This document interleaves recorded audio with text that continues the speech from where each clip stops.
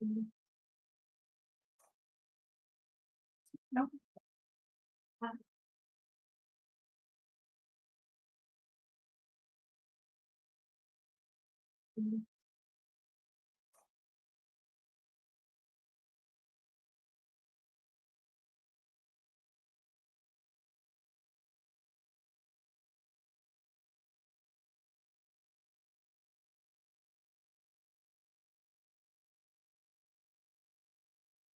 Let me go. Have you got in yet?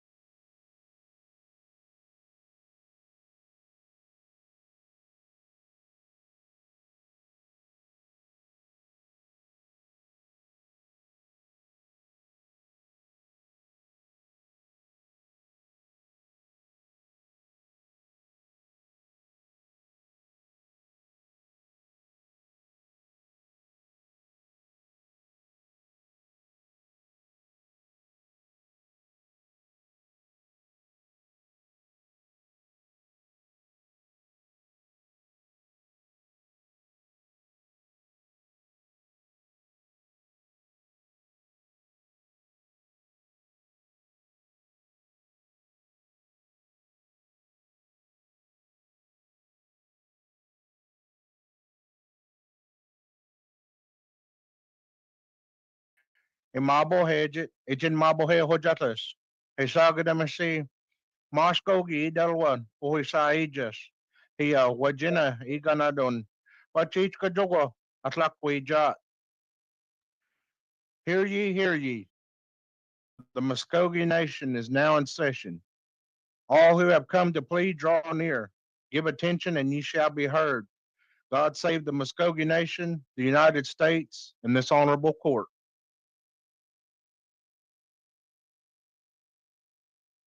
Mado.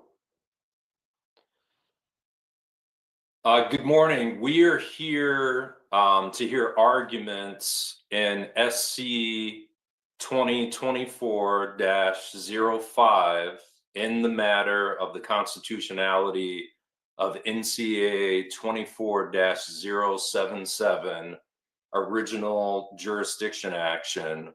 For the attorneys that are joining us this morning to make their arguments on behalf of their respective parties, would you please make appearances, and we'll start with Ms. Knott.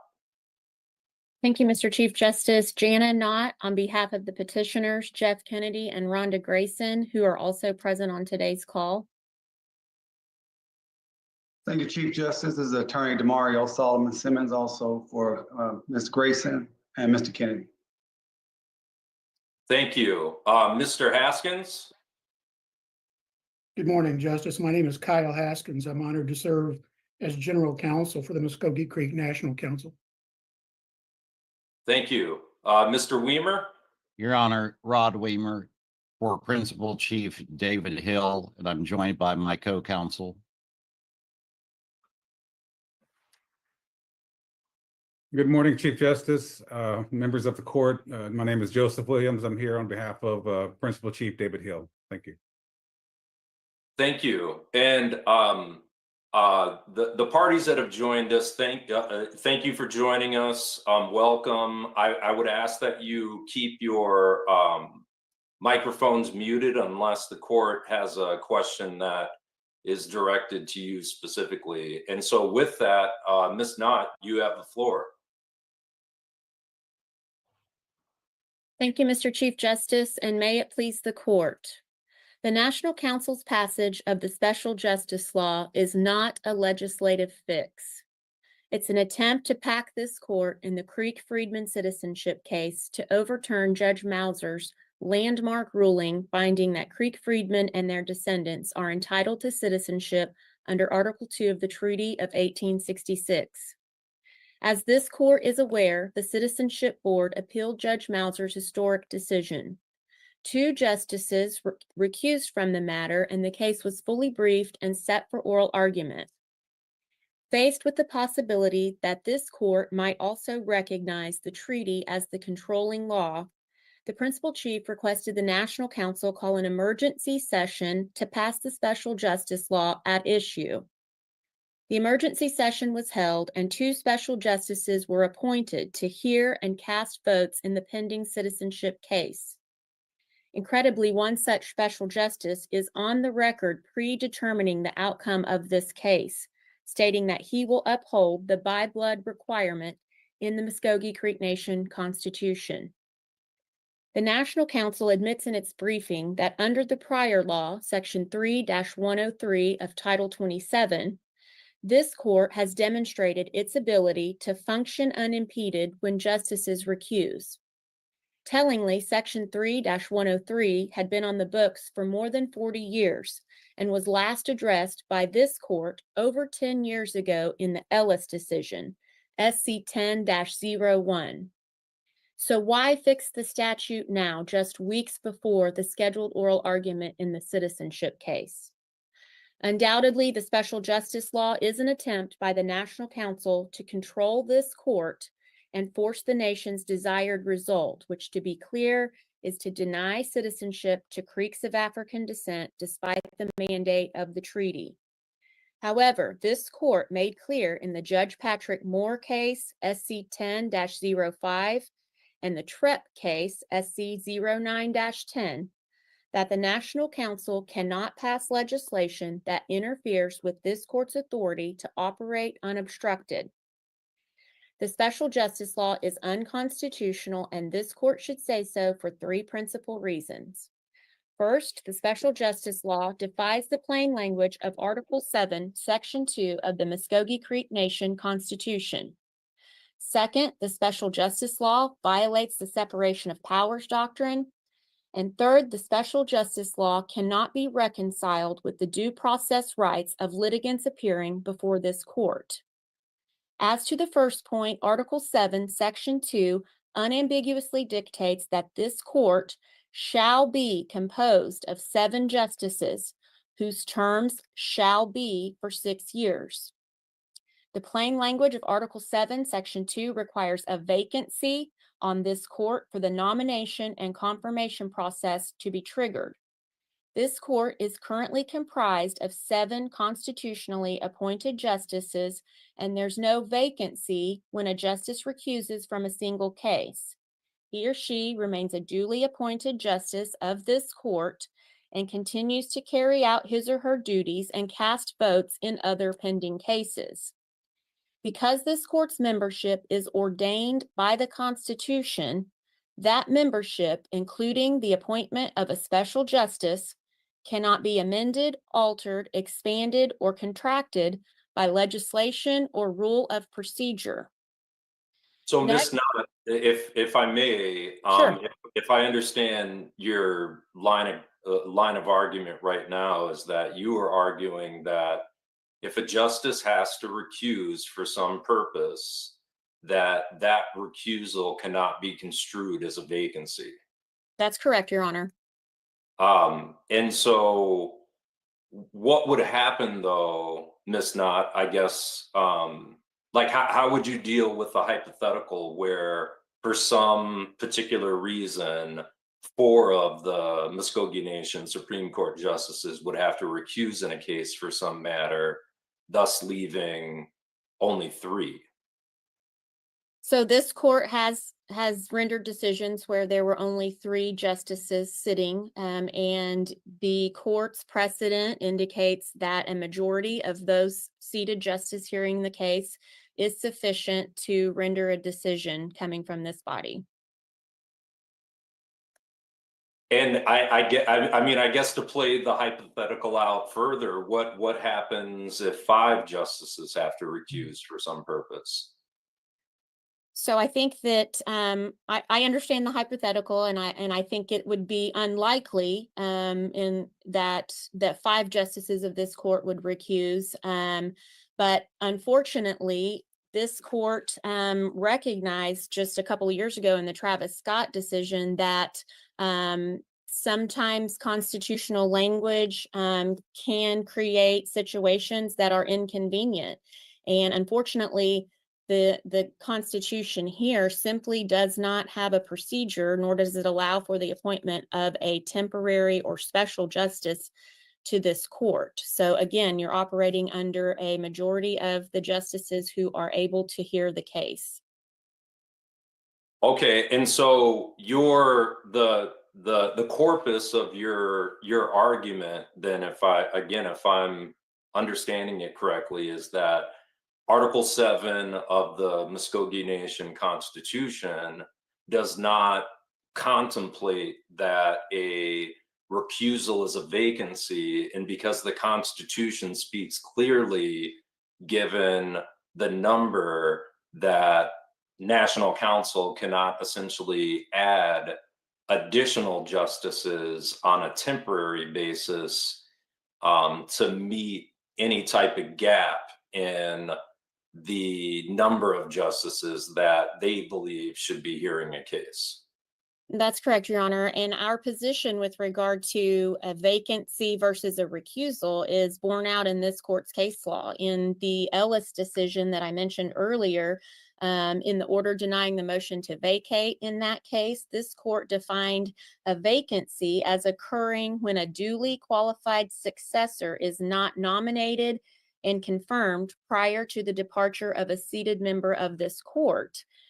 The court then goes on to define a recusal as when a Supreme Court justice individually determines that a proceeding involves parties or subject matter which would reasonably bring his or her impartiality into question, and that he or she must recuse from that proceeding.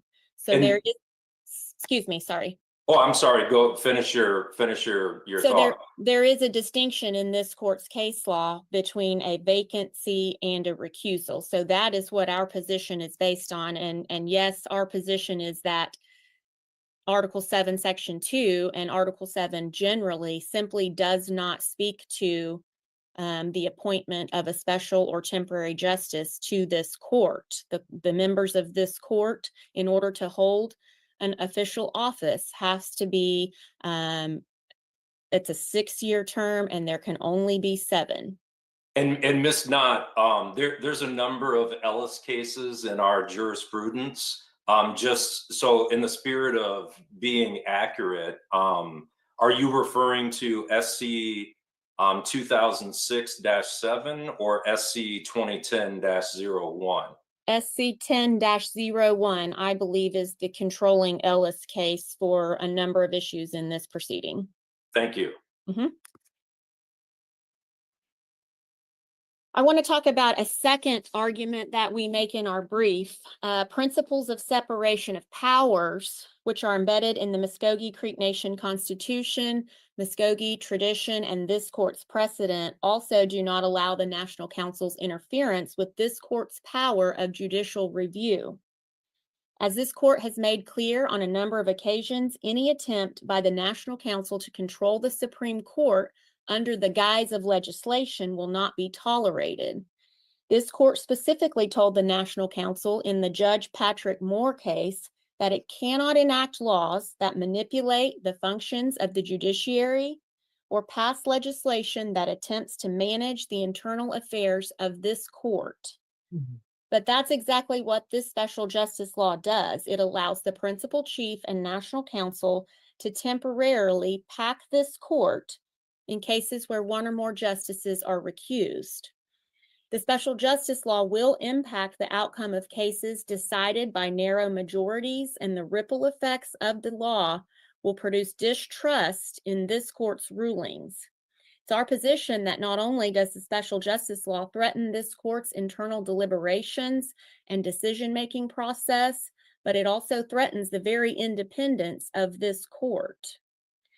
The third argument in our briefs that we really want the court to take a look at is this court said in that Ellis decision from 2010 that individuals appearing before this court have a due process right to have their case heard by a fair and impartial tribunal. In addition, the U.S. Supreme Court has held that an improperly constituted tribunal lacks judicial authority to render a lawful judgment. In Wynn versus United States, which we cite in our briefs, the U.S. Supreme Court said that even the presence of one improperly seated judge will render a court's actions invalid.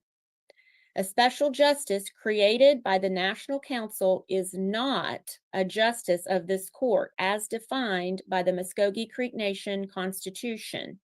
And any matter in which a special justice is involved will be void ab initio, or from the outset, because an improperly constituted court lacks the judicial authority to render a lawful judgment.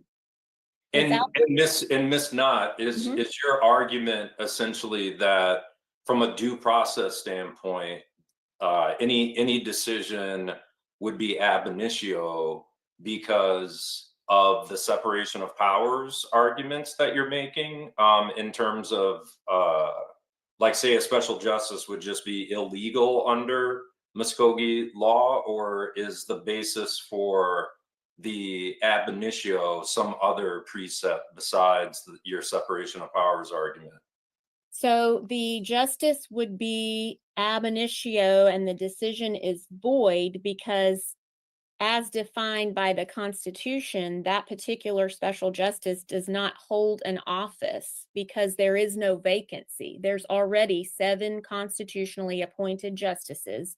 There's no vacancy when a justice of this court recuses, and so there is no office to fill. It's essentially a court without a lawfully seated judge, and as the U.S. Supreme Court has held, one judge can render the proceeding invalid.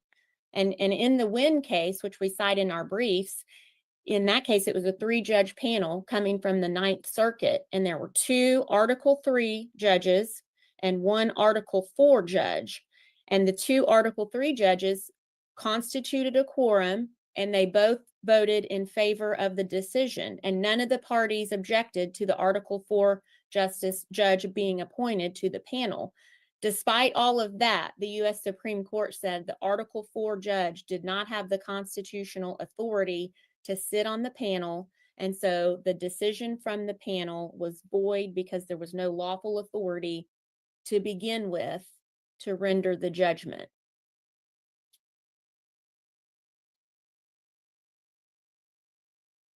And Ms. Knott, I get it. Can you, is there any other mechanism by which the National Council and the chief's office, I guess, like could have remedied this? Like, I guess from another hypothetical standpoint, there's nothing that would prevent the nation from amending its constitution to address this issue, correct? That's correct, Your Honor. And there are other tribes and other states who specifically have constitutional provisions that give either their chief justice or their governor the power to make temporary appointments to their Supreme Court. So the Kaw Nation, the state of Alabama are just two examples of the Chief Justice being given the authority by the Constitution to make a temporary or special appointment to the Supreme Court. Now, what I would say is that, yes, a constitutional amendment, it's our position that that is the remedy here. However, a constitutional amendment with the exact same language as the special justice law, allowing the principal chief and national council complete control over the appointment, we believe could still have separation of powers and due process implications. So we're certainly not conceding that a constitutional amendment giving them the power to make this appointment, suffices, but that is procedurally what we believe the remedy is here. So, Ms. Knott, would you procedurally also be okay with, say if there were specific rules under Article 7, Section 3 of the Muskogee Constitution that address this situation? Without knowing what those specific rules are, yes, I will concede that a provision under Article 7, which is the judiciary, the power of this court, would be the most likely place where this type of an appointment should go. So in other words, if the court had full control over how to deal with a recusal in terms of a special justice, that would give you far more comfort than your arguments related to the executive branch and the legislative branch essentially separate or violating the separation of powers provisions under the Constitution.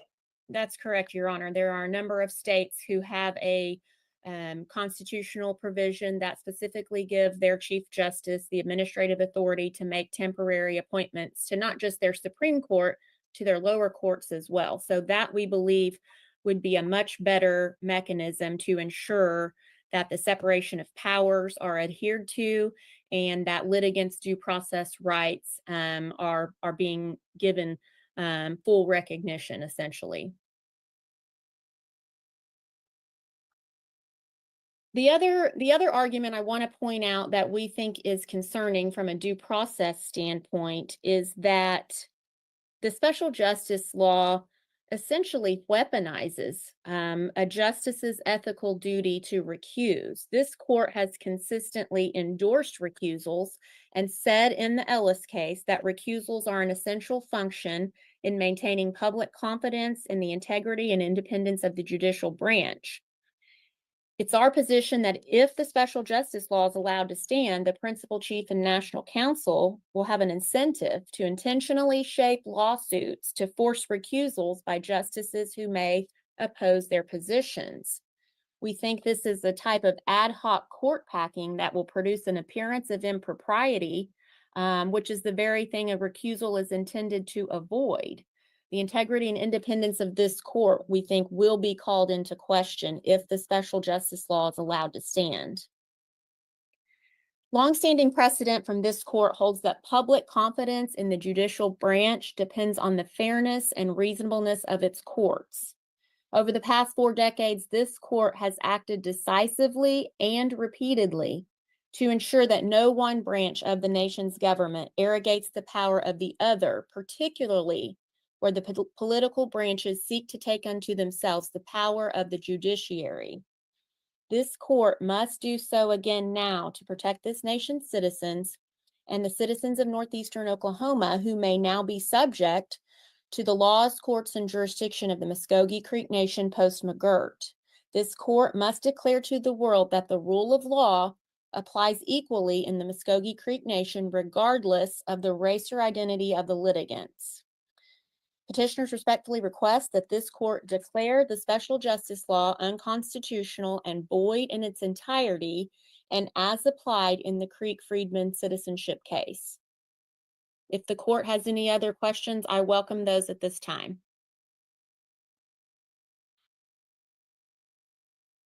And Ms. Knott, I failed to ask you at the beginning of the argument if you wanted to reserve any rebuttal time. Would you like to? I would, 5 minutes if that pleases the court.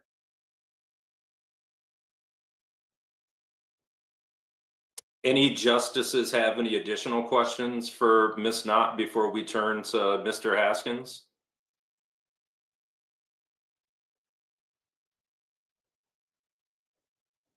Okay, hearing none, thank you for your principal argument, Ms. Knott. Mr. Haskins, you have the floor.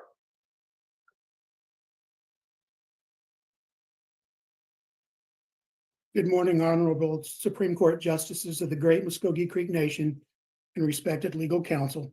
It's an honor to appear before you today. I apologize for my hoarse voice and occasional cough and presenting to you from home. I had a second hip replacement surgery on Monday of this week, but I did not wish to seek to delay these proceedings, so I'll do the very best that I can. I would respectfully request that I be permitted to reserve 5 minutes for serve rebuttal. May it please the court, the National Council's brief in chief respectfully asserts, 1, that all National Council rules were correctly followed in passage of NCA 24077, TR 24073, and TR 24074. 2, that the special justice laws are a proper exercise of the separation of powers doctrine, as the National Council has the authority to legislate in the realm of other branches of government within constitutional boundaries. 3, that NCA 24077 mirrors the process already enacted and used to select and confirm all justices presently seated upon this honorable court. 4, that the extrajudicial comments complained of by appellants were made by Special Justice Jennings while he was a candidate for political office and are not an expression of an inability to fairly preside over any appeal. 5, that the National Council has not waived its sovereign immunity as to the appellant's claims. And 6, that appellant's claims are non-justiciable. Those issues are fully briefed and before this honorable court. It's appellants' continued use of inflammatory statements in their pleadings and offensive media releases impugning the Muskogee Creek Nation that simply have mandated that I absolutely speak today. The cries of injustice being made by appellants as claimed Creek-Friedman descendants, who admittedly are seeking citizenship motivated by financial reward, do not compare to the atrocities committed upon the Muskogee Creek people who suffered organized and systematic ethnic genocide. Enslavement is a tragic chapter of American history. However, those atrocious acts do not overshadow attempts by the United States government to completely eradicate the Muskogee Creek people. Appellants have alleged that the conduct of Principal Chief Hill and the National Council to be, quote, small town corruption, stacking the deck, and they describe this honorable court's newly appointed special justices as handpicked lackeys. Contrary to appellants' disrespectful pleadings and derisive media one-liners, the special justice laws protect the due process rights of the parties in SC 2310, as well as parties in other appellate proceedings. Appellants' lack of familiarity with the legislative processes of the Muskogee Creek Nation do not justify claims that the nation's government's racist, unethically conniving, engaged in an exercise of grotesquerie, embarked upon a monomaniacal quest, or rife with small town corruption. Appellants' claims of conspiracy committed under the cover of darkness, the handpicking of corrupted special justices, and arrogation of governmental powers are neither supported by fact or law. They're without legal substance and they are wholly designed to draw ire from persons whose ancestors were enslaved and create media headlines. Appellant's sensationalistic allegations grasping for media attention and public shaming are simply improper. Media pandering from officers of this court who took an oath upon admission to the Muskogee Creek Nation Bar to uphold and defend the Muskogee Creek Nation Constitution has no place before this honorable tribunal. Appellants request that this honorable court declare NCA 24077 to be unconstitutional, presumably under the 1979 Constitution, and hold TR 24073 and TR 24074 to be void and unenforceable. Their prayer for relief is ironic because these are the same appellants that are the parties in SC 2310, where they seek to have the 1979 Constitution be found illegal, void, and unenforceable. Appellants rely upon created perception and racial fear-mongering, but cite no relevant laws which directly challenge the passage of the special justice laws. So moving on to the recusals. The Muskogee Creek Nation National Council was faced with a whipsaw when the recusals occurred between Justices McNack and Harjo Ware at SC 2310. The National Council was faced with an unenviable option of one, enactment of special justice laws and face obvious criticism, or two, continue to do nothing, although there's a clear legislative need, and hope for the best if there's federal review. Appellants' sensationalistic race-based challenges to passage of 24077, or to those who would not have been confirmed to serve, do not impair the constitutionality of the special justice laws. Even if procedural irregularities occurred, which they did not, irregularities do not render the special justice laws unconstitutional. Attorney Haskins, we kind of understand, or at least I'll speak for myself. I have a pretty good understanding of the facts that have been pled in the case.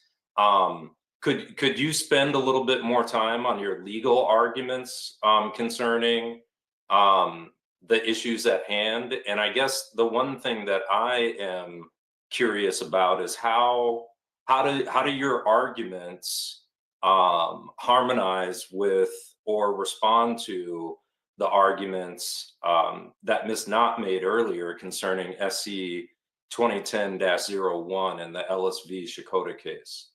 Thank you for that question, Justice. This court in AD Ellis versus Shakota Muskogee Creek Indian Community, which is SC 1001, which was released in May of 2013, correctly identified that the National Council had failed to offer clear legislative intent and guidance on this issue for then 31 years. NCA 82-30, which is embodied in Title 27, App 1, Rule 15A, was thoroughly analyzed and criticized in Ellis. I respectfully urge that as a consequence of legislative failure and out of necessity, the Ellis Court adopted the quorum rule and the foreign agreement rule and the simple majority of participants in the quorum rule. It was done out of necessity. NCA 24077, 42 years in coming, is the appropriate legislative action described as necessary and long awaited in Ellis. NCA 24077, which repealed and replaced Section 200 of NCA 82-30, is a long overdue modernization of appellate review in the Muskogee Creek Nation. It's a legislative upgrade that values due process and procedural clarity. Most significantly, NCA 24077 ensures that litigants receive due process of law that satisfies the 1979 Constitution and will survive intense federal scrutiny. NCA 24077, when presented by the executive branch to the National Council, is not considered with the intent of seeking to influence the functions or decisions of this honorable court. Unquestionably, before enactment of NCA 24077, this honorable court had presided over some cases or controversies without a full panel. However, the historical functioning of this honorable court, when operating out of need, should not overshadow foreseeable federal scrutiny that may arise in SC 2310 and other appeals, and the possible conclusion that appellants and others are being denied due process of law under the Indian Civil Rights Act of 1968. NCA 24077 removes contextual ambiguity. It establishes clear legislative guidance and protects an appellant's rights to due process. Mr. Haskins, on the subject of due process, my understanding is that the original or the laws that stood prior to 24-077 said there must be at least 4 justices sitting together as a body to hear any case appealed, including writs of habeas corpus. And then my understanding is that 27 Section 3-103, as amended by SC A 24-077, sub A states, except as provided in subsection C, there must be at least 7 justices sitting together as a body to hear any case appealed, including writs of habeas corpus. And then sub C talks about a timing framework of about 90 days or something like that, in case like there isn't action by the executive and the National Council. Is that kind of your understanding of how the new law works? Yeah, Justice, I'm sorry, I was processing all that you said, but yes, that is my understanding, yes. So from a due process standpoint, do you have any concerns from a criminal standpoint where the nation may have apprehended someone who has a legitimate habeas corpus argument against the nation, but because of whatever reason, if there has been a recusal and a new justice has to be seated, that do you have any concerns about that potential habeas litigant sitting for an undue amount of time because the nation, for whatever reason, can't get 7 justices together to hear a case? And I think to some degree, Justice, that's exactly what happened in Ellis. It was born out of political need. But I'm yes, talking about, Mr. Haskins, I'm talking about in a criminal context. Let's keep it focused to a criminal context from a due process standpoint now, not when the Shakota case was being taken into consideration. My concern is that a litigant who has a proper habeas allegation could potentially sit for a long time. And I'm asking if you share that concern or not. I always share concerns relative to the due process rights of individuals who are charged with criminal misconduct. But most certainly, this is a process that doesn't engender delay. It doesn't provide for unnecessary response. Justice, while I understand what you are saying, and certainly due process rights of criminal defendants should be elevated beyond all others, I do not see in the process that has been established a delay that is untoward or would compromise their rights. But would, in this context though, would you admit that given these amendments to Title 27, Section 3-103, there is the possibility a litigant could sit for 30 or for 90 days? Justice, I simply just cannot imagine that circumstance given when a recusal is when the principal chief is notified of recusal by the Chief Justice, and when the process is enacted in order to find a quick replacement for somebody to sit up on that issue. I just cannot envision that it would take that long. Certainly the National Council, we set emergency sessions with regularity, and they are set in very quick fashion.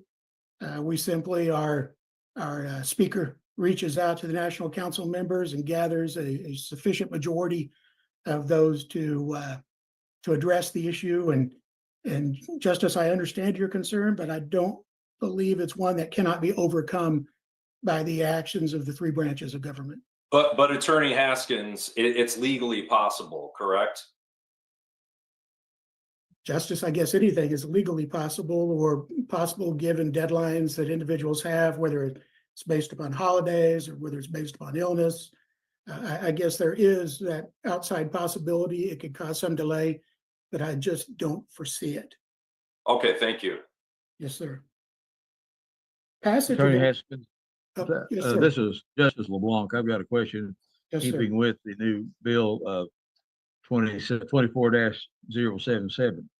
Paragraph C, does that not, if the justice is not provided for, like in paragraphs 1, 2 through 6, then you relate to C. Isn't that where we are today? How does this change anything from what we are today? It's an expedited process, Justice LeBlanc. The idea was to ensure that we had 7 seated justices on these cases, anticipating federal review.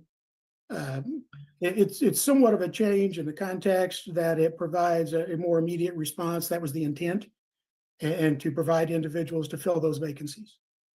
But in the event the chief does not appoint within the 90 calendar days, then the Supreme Court may adjudicate the merits as long as before justices are seated. So that's where we are today. Is that not correct? That is correct, Justice. Yes. So why was that provision put in there? Well, I think that would be better coming from the author of the legislation, which is Chief Hill's attorneys. So I don't mean to pass that off, Justice, but that I think that's probably better answered by my counterpart in representing the office of the principal chief. But you are here promoting that that is a constitutional provision. I am, Justice. Yes. Thank you. Thank you. And again, regarding emergency sessions for expedition of issues that come before the National Council, they're common. And for example, in 2024, we had, which was a below average year, we had 12 separate emergency sessions that covered 71 pieces of emergency legislation. They're initiated by a written request from the office of the principal chief and directed to the speaker of the National Council. And National Council members have been polled. In June, the June 10th emergency session that's been complained of, it was published. The meeting was open to the public. It was broadcast. Special justice laws were considered time sensitive due to 1, the Supreme Court recusals of Justice McNack 30 days earlier and Justice Harjo Ware approximately 8 months earlier. 2, valid concerns over potential additional recusals. 3, the upcoming 4th of July holiday. And 4, federal grant deadlines. The National Council is not in control of events that lead to emergency sessions, and its duties require that it simply cannot ignore time-sensitive issues affecting the nation, which if not addressed can cause substantial harm. Ultimately, passage of NCA 24077 was born out of concern of federal scrutiny over federal orders and mandates issued by less than all 7 members of this honorable court, or the possibility of an equally divided court, not only in SC 2023-10, but also in other critically important cases coming before the court that may move into the federal court system. NCA 24. Attorney Haskins, Yes, can you cite any cases to where a tribal court was found in violation of the Indian Civil Rights Act, or the cases were overturned because there was not a fully seated court for its constitution? I'm sorry, I can't see who's speaking, but my response would be no. Justice Superdall. Oh, hi, Justice. How are you today, sir? I'm Yes. okay, thanks. Sorry. I just, no, because I think this is such a novel issue that despite a search, I could not find anything within any of our sister courts that dealt with this particular issue. In Attorney Haskins, this is Chief Justice Adams. Can you cite to any Muskogee Nation jurisprudence or jurisprudence from other tribal courts where, let's say hypothetically, they've got a Supreme Court that's made up of 7 justices, 1 has to recuse, 6 are left, there's a tie. I mean, my understanding was that in some of those circumstances, there's some principles that control that say that where a court enters a tie, then the lower court's decision stands. That is correct, Justice. Yes. And so I guess that's part of the piece that I'm struggling with is thinking about, because you've mentioned a couple times that I guess a concern, I think, and I don't want to take anything out of context or if I misheard, but it sounded like like federal mandates related to, say, that particular issue, but don't the federal courts operate under that same premise? Yes, yes. If your question goes back specifically to having a split court, whether the decision of the district court stands, that is a correct statement of law, is my understanding. Yes, Justice Adams. So, so Attorney Haskins, in the time that you've got left, I believe you mentioned that something about sovereign immunity. That would be curious to hear your arguments related to that.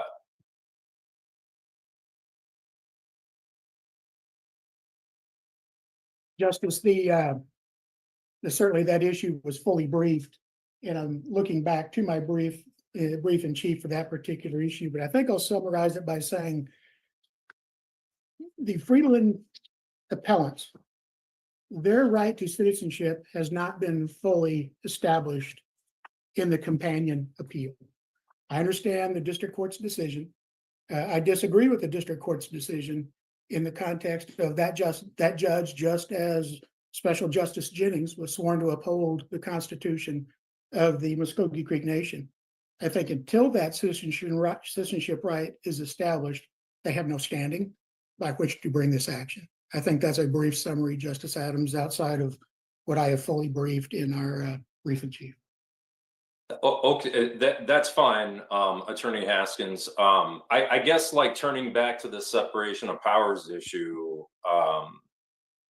So my understanding of the Muskogee Nation Constitution is that under Article 6, Section 2, it lays out the powers of the legislative branch related to the legislative power that they're vested in terms of the matters that they can legislate upon, and it states limitations imposed by this Constitution as follows. And in that reading of Section 7, I don't see language that specifically empowers the National Council to enact rules that control the judicial branch. But when I read the Constitution at Article 7, Section 3, there is language about the court, promulgating its own rules. And so I'm curious to hear from you as to whether you believe that 24-077 harmonizes with, those precepts. And I would agree that Article 7 is somewhat limited. Passage of NCA 24-077, I would urge, was a proper exercise of separation of powers. It's the right of the executive branch to propose legislation to protect the rights of litigants, and the constitutionally protected duty of the National Council to enact legislation that benefits citizens of the nation. This honorable court's authority, except where expressly specified by Article 7, is provided by MCN law, which may be amended by the National Council as approved by the executive branch. So you're not going to find an absolute limits to all of the authority of our courts within Article 7. It's too refined. Yeah, and what happens, Attorney Haskins, when the court promulgates a rule under Article 7, Section 3, that goes through the proper process, but then the National Council in the legislative branch and in the executive branch enact a law that doesn't harmonize with the court's properly promulgated rule under Article 7, Section 3? I would have to say the court, as long as it had acted within its constitutional constraints, that their rules would control, but those rules do not exist as such in this particular instance. So, Attorney Haskins, if the court had a rule that said that a judgment or decision of the Supreme Court requires the approval of a minimum of 4 justices, but then there's a law that's passed by the nation that says that 7 absolutely have to sit. And there's a disagreement between, say the court, the court takes a standpoint that Shakota controls and relies upon that rule.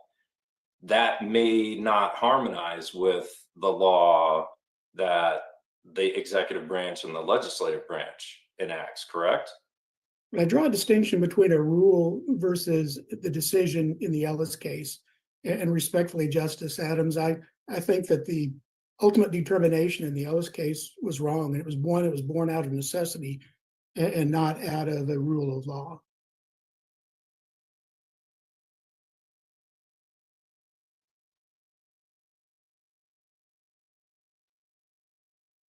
Okay, thank you. Do any of the other justices have any questions for Attorney Haskins?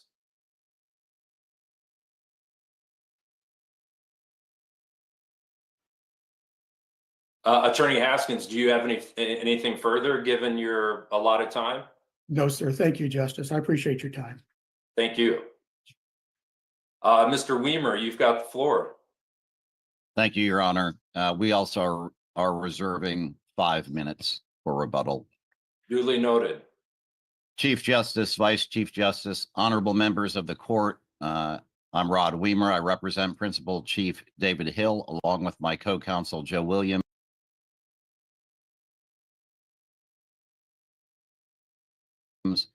Thank you for hearing our case this morning. As an initial matter, Chief Hill strongly disagrees that this case is a dispute among the nation's 3 branches of government.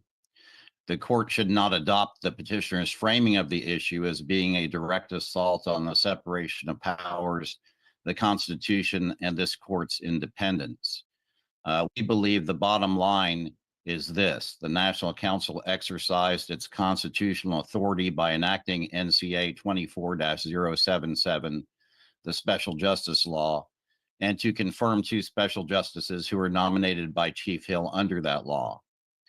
Just because the petitioners do not agree with the seating of those 2 justices does not negate the fact that Chief Hill and the National Council acted within their clear constitutional powers. And the exercise of these powers does not infringe or interfere with any constitutional authority of the judicial branch. Petitioners attempt to frame the issue as being one that infringes on the judicial branch, but we do not believe that is so. As a threshold matter, we ask the court to find this action non-justiciable under the political question doctrine, since the petitioners asked the court to unlawfully infringe on specific legislative and executive functions of the nation. The court has previously recognized that only justiciable matters may be heard in the nation's courts. In National Council versus Tiger, SC 11-09, the court stated that justiciability refers to judicially imposed criteria, including ripeness, mootness, standing, and a general restriction against judicial intervention in purely political questions or requests for advisory opinions. The weight of authority in federal court construes the political question doctrine as a threshold challenge to the court's jurisdiction. Federal courts consider a political question as one regarding policy choices and value determinations that are constitutionally committed to Congress or the executive branch and are not subject to judicial review. In Oliver versus Muskogee Creek National Council, SC 06-04, this court stated the district court should be ever hesitant to interfere in the operations of the executive and legislative branches, citing Burden versus Cox. This court agrees. The United States Supreme Court outlined 6 independent factors that must be considered to determine whether a political question exists in Baker versus Carr. We've set that forth in our brief. A political question may be found if one or more of those factors are present. We believe 3 of the Baker factors are present in this action, as we've set forth in our brief, and we're asking the court to dismiss this action as non-justiciable based upon those 3 factors. The first being a textually demonstrable constitutional commitment of the issue to a coordinate political branch. In this case, the power to enact legislation and to execute enacted law is bestowed to the legislative branch and the executive branch. Secondly, the lack of judicially discoverable and manageable standards. A political question exists here because no judicially manageable standards are available against which to review the process by which the principal chief nominates and the National Council confirms judicial officers. The petitioners point to no standard in the Constitution by which this court could adjudicate those questions, making the case non-justiciable. And thirdly, intrusion into the National Council's internal proceedings. In their brief, the petitioners state that the National Council violated its own procedures in confirming special justices. Number one, that's not the case. And secondly, there's no specific constitutional delegation of authority to the judicial branch to intrude upon the council's internal processes. So applying those factors under Baker, we believe the court should decline jurisdiction pursuant to the political question doctrine. But if in the event the court, exercises jurisdiction to hear the merits, the court should uphold the special justice law as constitutional under the following analysis. In reviewing the constitutionality of NCA 24-077, this court should apply Cox v. Childers, SC 1991-04, wherein the court stated that the Constitution must be strictly interpreted, and where the Constitution speaks in plain language with reference to a particular matter, the court must not place a different meaning on the words. So, Attorney Weimer, on that note, how do you, I guess I'm curious to hear your response to Ms. Knott's argument that a recusal does not equate to a vacancy. Well, Your Honor, I think that there are many jurisdictions that allow for special judges to fill in for appellate judges, both in the federal system and the Oklahoma system. It's not court packing. Court packing means that you're adding additional justices. Instead of 7, we've decided we're going to have 14 decide a case. It's not replacing a judge in a particular instance. That isn't replacing that judge. That's not creating an office. It's not adding a judge to the court. It's not packing a court.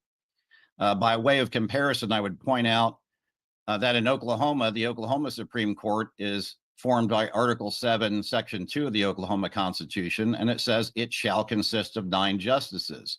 But statutorily in Title 20 of the Oklahoma statutes, it allows for the appointment of special justices, including on the Supreme Court. Appointing a special justice for a recused justice in a particular case, as authorized by statute, does not increase the number of justices on the Supreme Court, even though the Constitution fixes the number of justices. I just believe that's a specious argument. I hope that answered your question. It does. Thank you. Okay. Your Honor, the nation contends that its actions in passing NCA 24-077 were narrowly tailored to further a compelling government interest and were the least restrictive means to do so. The compelling government interests for this statute are that the special justice law mitigates against due process challenges of decisions by a majority of less than 7 justices and the possibility of an equally divided court. The special justices law provides litigants with consistent appellate review by a full panel of justices without the possibility of split decisions or a minority of the court making a decision. The special justices law provides a solution to the potential of 4 or more justices recusing, particularly in cases involving the nation. I would respectfully point out to the court that every case where the issue of the quorum and participation of justices has risen has been in a case involving the nation through the National Council or the principal chief.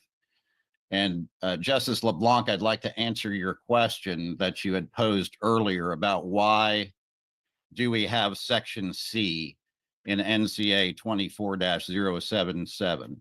I think as the justice is aware, I've been involved in much of the separation of powers litigation between the National Council and the Principal Chief's Office over the last 20 years. Every Ellis case that has been decided, including Ellis versus Shakota Indian community, I represented Chief Ellis in that.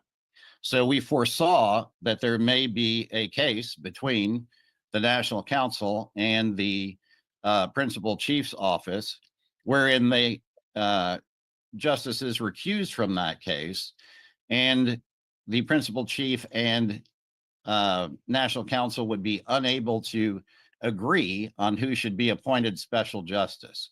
In that case, we wanted to have a fail-safe measure. That's what Section C is about. So basically, you're saying that paragraph C, what we have today is still valid law or ability to get things done. Well, yes.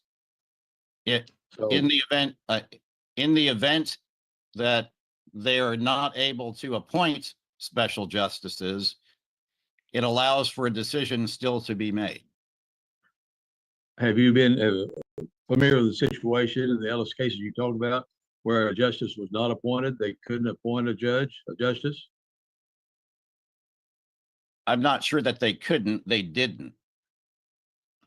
And did that prevent the justices from issuing an opinion in the case? Well, I think it caused tortured opinions that are questionable. And I'd certainly like to go into that. Well, my question is you go through this, how are you going to appoint special judges if the Supreme Court justice recuses? But then if that fails, then we go back to the present system we have today, which would still work. Well, that is of necessity. It's sort of the rule of necessity, Judge. It's the example that Chief Justice Adams was asking Ms. Knott about previously. What happens if you have 5 people recused? What happens if you have 7 people recused? At some point in time, the law of necessity requires something to occur. But to that point, though, Attorney Weimer, can you cite to any case since the nation amended its constitution to add a 7th justice where the nation has been in a situation where the court has not met the 4-person majority rule? Yes. In the matter of extended term of office of District Court Judge Patrick Moore. What year was that, Attorney Weimer? It was SC 10-05, decided in 2011. Wasn't that previous to the 7? Oh, it was. There has been no case that has been decided by less than 4 justices since 2013, Your Honor. Thank you for that clarification, because I don't know the cases since there has not. I looked at every case. There has not been one decided by less than 4 justices. That is, in fact, one of the reasons why we thought this was particularly important. Well, wait. You didn't let me finish my thought, Attorney Weimer. But my clarification question is, since the nation amended its constitution to add the 7th justice, has there been a situation where the court has not been able to issue a decision under the 4-person majority rule? No. Thank you. So can it be argued that the addition of the 7th justice to the bench was the nation making a decision kind of in light of that to like alleviate that type of concern? I think that the 7th justice was added to ensure that there were not tie votes. That was the concern, that there were an equal number of justices. Yeah, I guess, do you have any legislative history or any other evidence that speaks to that? I personally took took part in the constitutional amendment process during the Ellis administration and also handled the TREP case on behalf of the nation. So, I mean, I know that's why. Okay, but I guess I'm asking for citations, not your own personal recollections in the sense of being a fact witness. No, Your Honor, there is no legislative history with regard to that constitutional amendment. Okay, thank you. I'd like to get back to the previous Title 27, Section 3-101, that required that a judgment or decision of the Supreme Court requires the approval of a minimum of 4 justices. Prior to 2013, when there were only 6 justices, there were 3 decisions that were decided by only 3 justices out of 6.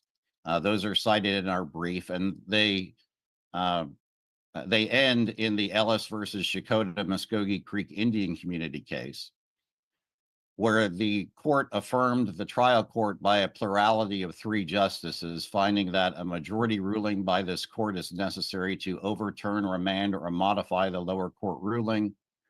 The court's ruling is to affirm the district court's order. The appellees in that case moved to vacate the Supreme Court's order, arguing that it was decided by only 3 justices, not 4, as required by Title 27, Section 3-101. The court found that the meaning of Section 3-101 was ambiguous, stating that it's clear that Title 27, Section 3-103 creates a quorum requirement because it specifies that 4 qualified justices must be available to participate before the court can properly hear any action or appeal, the quorum rule. It is also clear that Title 27, Section 3-101 requires 4 justices to agree at the conclusion of proceedings, the foreign agreement rule. But Attorney Weimer, haven't we already addressed this during your argument? I mean, haven't we already had a conversation about the nation amending its constitution to seat 7 justices so that the court can meet its 4 vote majority rule? Judge, Your Honor, it would be 4 votes regardless of whether it's 6 or 7. I don't think that. I understand that, but again, haven't we already discussed that in the time that the Constitution's been amended, that the nation has not encountered that situation? It hasn't, but it can. So Attorney Weimer, couldn't this be construed as couldn't a reasonable person looking at this case ask the question of, isn't this a situation where there's an attempt to fix something that isn't broken? Well, Your Honor, this arose specifically because of the Friedman case, where you had 2 justices recused, leaving only 5 justices, and thus creating a potential for a 3-2 vote. But it's a potential, correct? It is a potential. So concerning your justiciability arguments, is a potential outcome a credible analysis under rightness? It's certainly a reason for the National Council and the principal chief to act through legislation, which is what they did. And it's not just because of this case. What other case are you then talking about, Attorney Weimer? I'm talking about any case in which you have litigants who in one case, the way the law was prior to NCA 24-077, that they could be subjected to having a case where in one case you need 4 votes to prevail. In another case, you need 3 votes to prevail. It isn't fair for litigants that in different cases you have different numbers of judges deciding things. I mean, potentially under the court's under the previous law and the court's previous jurisprudence, you could even have 2 out of 3 justices decide a case. The special justice law levels the playing field for all litigants. So, Attorney Weimer, do you have, I guess from your client's standpoint, or, well, I'm not going to ask you, concerning the legislative branch, but any particular reason why the judicial branch was written out of the process in 24-077? Yes, Your Honor. When the old law was attempted to be used, and there was a case that involved the nation, you as Chief Justice said that you could not participate in the process legitimately because of ethical reasons. That causes a problem. Number one. Number two, the appointment process for a special justice mirrors that of a regular justice. It's a constitutional process. In fact, I would argue it's the only constitutional process. So with your time remaining, Mr. Weimer, I'd like to ask you the question I asked previously to other counsel related to, in a criminal context, the concern about a criminal, someone who's been accused of some type of crime, who is in custody by the nation, and they have a legitimate habeas allegation against the nation. If for whatever reason the 7 justices can't get seated, I would assume that person then has to sit for 90 days, correct? Yes, Your Honor. And I do have a response to your question, which is that we recognized the concern when it was raised in, I can't remember if it was correspondence or previous order of the court. We wrote legislation to correct that, because we do believe that's a legitimate concern. And in many habeas corpus cases, those are decided by lesser numbers of panels of judges or justices in appellate courts, both federally and in other states. And we're waiting to pass that until the outcome of this case. did those foreign jurisdictions allow someone or force someone to sit for 90 days? Because the judicial branch of that respective foreign jurisdiction, can't get judges to sit in a bench to hear the case? Your Honor, what the legislation is to fix that is to require a lesser number of justices to deal with habeas corpus matters, because they are important emergency matters. I'm asking you if you know if other foreign jurisdictions have that same 90-day time frame, where essentially by law they are condoning that habeas allegation is allowed to sit for 90 days because the judges can't be seated. Your Honor, I'm unaware of that in any other jurisdiction. I do believe that needs to be fixed. That is not an issue that is before this court in this case. It's not an issue because it's not being argued? It's not an issue because it's not what the petitioners, the petitioners aren't in asking for habeas corpus relief. It's not the portion of the statute that they're claiming is unconstitutional. They're claiming the appointment of the justices is unconstitutional, not the habeas corpus aspect of it.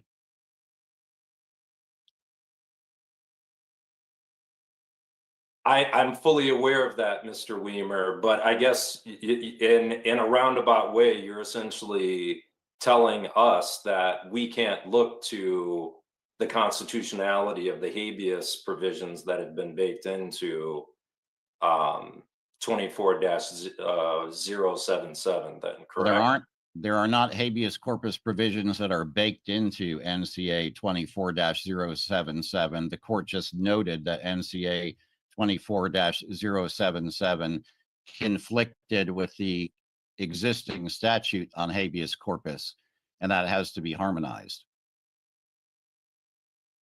24-077 says nothing about habeas corpus. It just says about all cases, there's a particular habeas corpus rule. The court, in viewing habeas corpus, could say that the specific rule, which has not been repealed, prevails over the general rule. That is one way of harmonizing that. It is better to make it explicit legislatively. But Attorney Weimer, doesn't subsection A of that law mention habeas corpus? Or am I misreading it? Oh, I'm sorry, Your Honor. It does. It includes writs of habeas corpus. Thank you.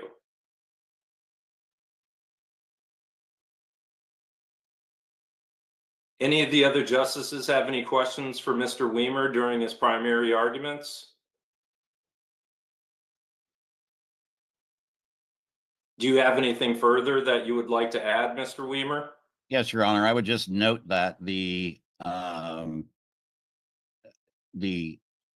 legislative branch has legislated with regard to the Supreme Court numerous times, as articulated in our brief, particularly MCN Code Title 26, Title 27, Appendixes 1 and 2, and even previously, I think the court is aware that the National Council had legislated additional requirements for Supreme Court justices that did not exist in the Constitution, and this court found those requirements to be constitutional. Time. Thank you. Any further closing remarks, Mr. Weimer? I'll save it for the rebuttal, Your Honor. Thank you. Ms. Knott, you've got 5 minutes of rebuttal time. Thank you, Mr. Chief Justice. May it please the court. I want to make just 3 points here on rebuttal. First, this proceeding in no way presents a non-justiciable political question. This case is the very foundation of constitutional law and principles of judicial review. This court cited in the Travis Scott case, Marbury versus Madison. That is exactly what this case deals with as well. The authority to review the actions of the legislature and declare them unconstitutional. If this court were to rule otherwise, it would reduce the judiciary to a mere formality and the rule of law becomes non-existent in the nation. As to the legislative authority granted in Article 6, Section 7 specifically lists out from subsection A through J the specific powers of the legislature. In none of those subsections is there any authority to legislate with regard to the judicial branch, whether it is the internal operations of this court, special justices, or some other matter related to the judiciary. The legislature does not have the authority to legislate this court. Just because it has happened in the past doesn't mean it's constitutional. And I would note that with regard to the Oklahoma Constitution, the Chief Justice of the Oklahoma Supreme Court does not get his authority to make temporary appointments from Title 20. He gets his authority, he or she, gets his authority from Article 7, Section 6 of the Oklahoma Constitution, which gives the Chief Justice the general administrative authority over all courts in the state, including temporary assignments. So with regard to Mr. Weimer's argument that legislation can be passed that can overrule the plain language of the Constitution, it's simply not correct. There is no legislative authority in the Muskogee Creek Nation that gives the National Council the authority to legislate with regard to the judicial branch.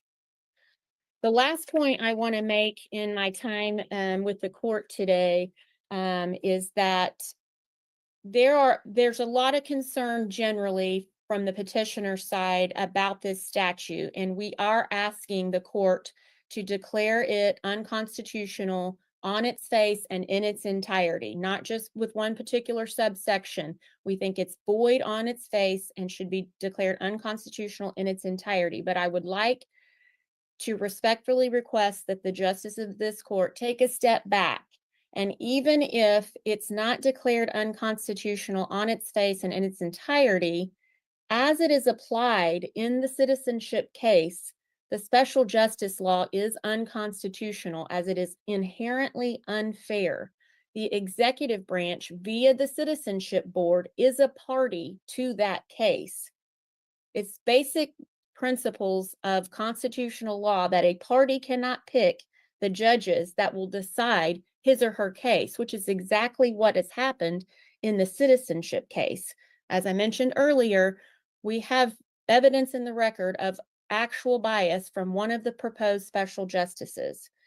And again, I would just remind the court, even though it's unconstitutional as applied in the citizenship case, on its face, it creates an unusually high risk of biased decision-making from this court, considering there's a high rate of recusals in the Muskogee Creek Nation. That's been recognized in this court's case law. 75 to 78% of cases have recusals. So there is a much broader problem, we think, with this particular law.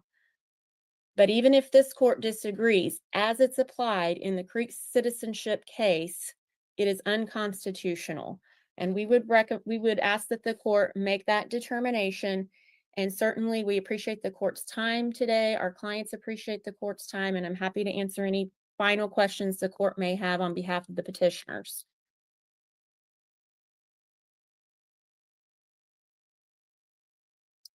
Any additional questions for Ms. Knott from any of the justices? Thank you, Ms. Knott. Thank you, Mr. Chief Justice. Mr. Haskins? Thank you, Chief Justice. May it please the court. The last comment that counsel for petitioners made identifying the high rate of recusals is exactly highlights why NCA 24077 is necessary. It ensures a full appellate panel for deliberation of cases or controversies before this honorable court.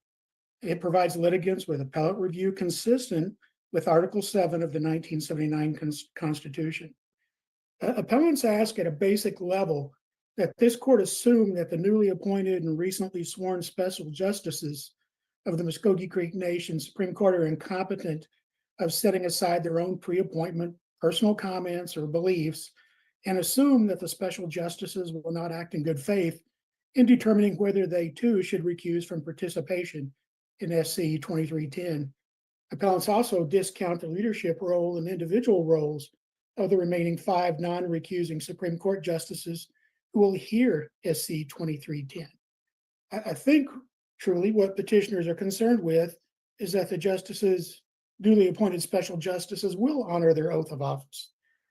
Mr. Jennings' comments regarding loyalty to the Constitution of the Muskogee Creek Nation, they're taken out of proper context.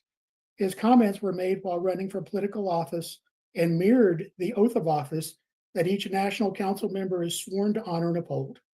Special Justice Jennings' statements were also consistent with the oath of office that he would have been administered when being sworn in as a special justice. Special Justice Jennings' extrajudicial public comments are legally supported by law in Article 7, Section 1 of the 1979 Constitution, which limits the Muskogee Creek Nation's court's jurisdiction to resolve disputes under the Constitution. Mr. Jennings, I'll ask a question about statement Mr. Jennings had made during a campaign. So you're saying that during political campaigning or asking people to vote for him, sometimes they stretch the truth a little bit, not necessarily give a factual reason why they should vote for him? Justice, I don't know that I would call it stretching the truth. I think it was an accurate statement based upon the nation's constitution under which he would have been sworn into office, as when he was sworn into office as a special justice. So he's sworn, if he is confirmed as a special judge, then he take the oath to obey and defend the Constitution. which means he would have to be truthful in his thinking on why he would rule the way he would rule. Yeah, Justice, I would agree with that, yes. And then we have on the record where he has made something contrary to what he would be a fair and impartial justice on the record. So how do you get by that? Because in trials, we have people now that have made statements like that are excused from the jury. And I understand that, sir. It's, I think it's somewhat different with judges or justices. Certainly, in them being selected, there's a part of that threshold levels to determine whether they can set aside personal views or expressions and uphold their obligations. That's simply a decision that that individual has to make. And in fact, it would be a decision he would have to make as to whether he can't set aside personal views or opinions and should recuse from the case. So there's always the possibility that he additionally could recuse. Attorney Haskins, doesn't it happen quite a bit when judges that are appointed for the federal bench and judges that are appointed to this bench, don't they go through an interview process with the body that is going to confirm their appointment, where it's open game in terms of that body asking them questions about articles they may have written before appointment, or jobs that they may have served in, or statements that they've made on social media concerning their ability to preside over cases as a justice or a judge? Certainly, Justice Adams, and the newly appointed justices are no different. They have to individually determine whether they can set aside personal views, uphold the Constitution of the Muskogee Creek Nation, and fairly preside over the Grayson appeal, as well as other cases or controversies. Or alternatively, whether they should avoid the appearance of bias and prejudice and themselves recuse from this or any other appeal. That's a decision that each justice has to individually make, and that's something that he needs to be given the opportunity to make. And Justice, I know I'm running out of time, and I did intend to cite some other United States Supreme Court authority in that regard, but with that, I'll close absent some additional questions from the court. I have one question. This is Justice Supernall, Attorney Haskins. Do you find it problematic that a party to the litigation is now selecting a judge that's going to help decide that case? Well, there has to be a process to fill vacancies. There has to be a process. I don't know where else those determinations would come from, Justice Supernall, as far as individuals making recommendations and going through the confirmation process. It has to be from one of the three branches or from two of the three branches. Yeah, I understand the appearance. I get it. And that was part of this whipsaw process that we all went through, and looking at this as to whether to do nothing or to take some action that was recognized as being needed back in Ellis 43 years ago, and try to protect the rights of litigants such that when this is looked at under a federal microscope, that it would pass review. Yes, but under federal microscope, wouldn't that be certainly a grounds to reverse a decision? And if they were to reverse it and send it back, then certainly that would be something that we would look at. Absolutely. But it's 6-1, half dozen another. You either move forward with an incomplete court, or you fill the court and you subject yourself to criticism for filling the court.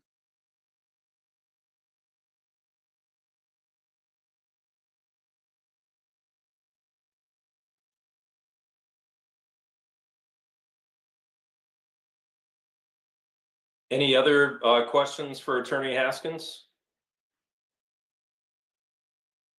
All right, Mr. Weimer, you've got your rebuttal time. Thank you, Your Honor. It is this court that has found previously that the National Council has authority to legislate in the realm of other branches of government within the constitutional boundaries. That was in Cox versus Camp 5 Oklahoma Tribal 530 in 1991 case, wherein the National Council has authority to legislate as to inferior offices of the executive branch and to require approval of executive nominations, even though the construction of the executive branch is left to the principal chief. The National Council previously legislated additional requirements for Supreme Court justices beyond those qualifications set forth in the Constitution. And in Re Supreme Court of Muskogee Creek Nation, 1986 case, this court did not find that legislation to be unconstitutional, nor did it find that the legislation threatened the independence of the judiciary. I would point out to the court that stare decisis plays a role. This court's previous pronouncements about what was constitutional for the National Council to legislate about with regard to Article 7 remain valid today unless overturned. It was in the Ellis versus Shakota Muskogee Creek Indian Community case in 2011 that the court looked at the prior enactments in Title 27 and determined that only a simple majority of justices was required to render an opinion of the court. The Ellis court correctly identified that the National Council had the opportunity in NCA 99-85 to legislatively fix this issue, but, quote, failed to correct the contradictions within the 1982 Judicial Code. Clearly, the Ellis court signaled that a legislative fix was needed, appropriate, and proper. And it was within her dissent in that case that Justice Harjo Ware stated that the Supreme Court should always have been comprised of 6 justices. Decisions should have been deliberated by 4 justice quorums with decisions rendered by 4 justices in agreement. In my opinion, decisions issued without both appointing special justices when such appointment authority was available and complying with the requirements of sections 3-101 and 3-103 were and still are invalid. All the National Council and Principal Chief has done is to agree with the dissent of Justice Harjo Ware and to do the legislative fix that was invited by the Ellis case. Mr. Weimer, Yes, Your Honor. this is Justice Harjo Ware, and I did say those things.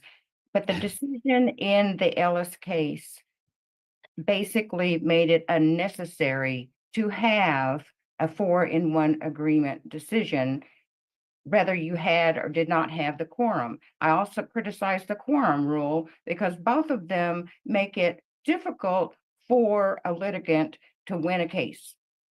So since we have the Ellis decision and it is now stare decisis, why is it necessary to fix something that isn't broken?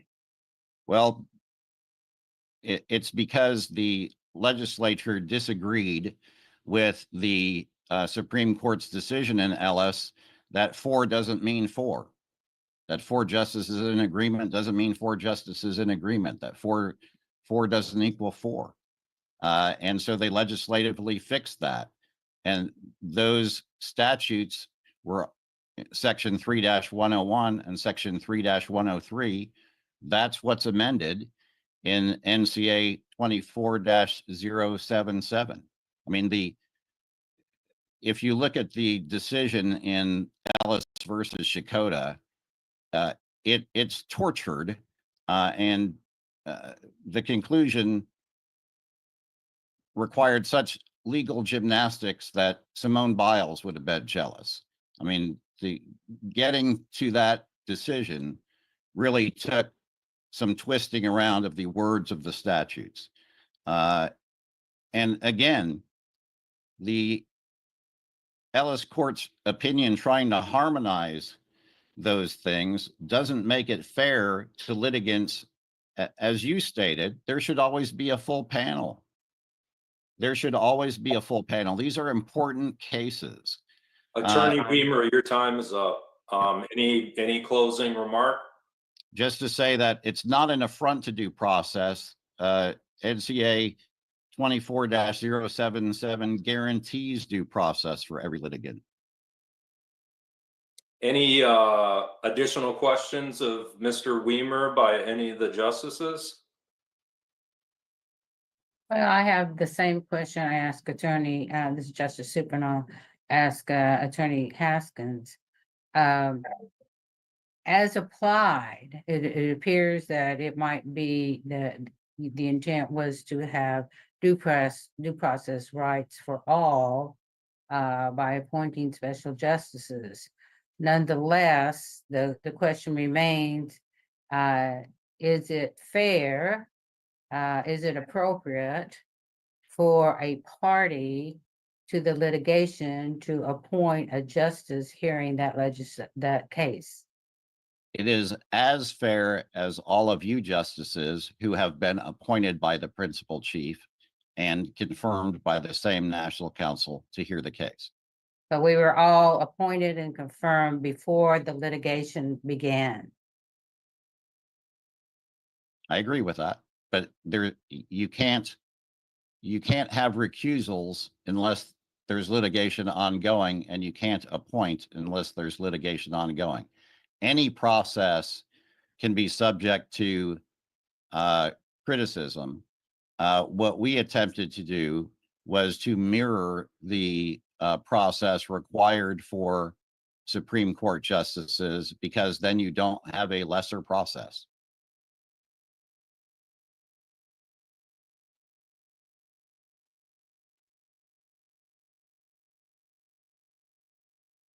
Any further questions for Mr. Weimer?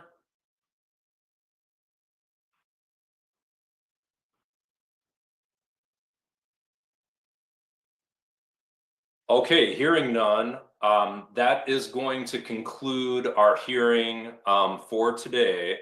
As I am sure the parties can appreciate, the decision of the court, it will require more than 10 days. So I will be issuing an order of notice to the parties that, in accordance with Title 27, Appellate Rule 23A, that the court will require additional time beyond the 10 days from oral argument to render a decision in this instant appeal.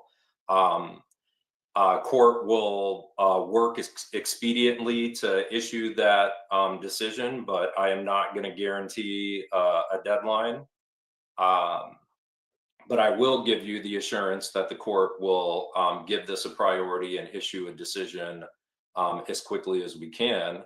The court greatly appreciates the briefings of the parties, your well-prepared arguments today. We will take all of this information under advisement and deliberate, and a decision will be forthcoming. With that, I thank everyone for attending today and your time, and this hearing is hereby adjourned. Thank you.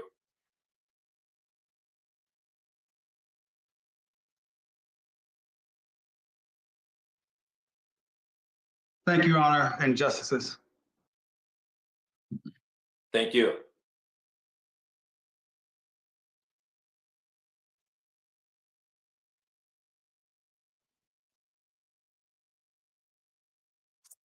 All right. Looks like it's just us, right? So what time are we gonna reconvene? We're set to come back at 1. Okay. Is that good for everybody? Well, the last time we did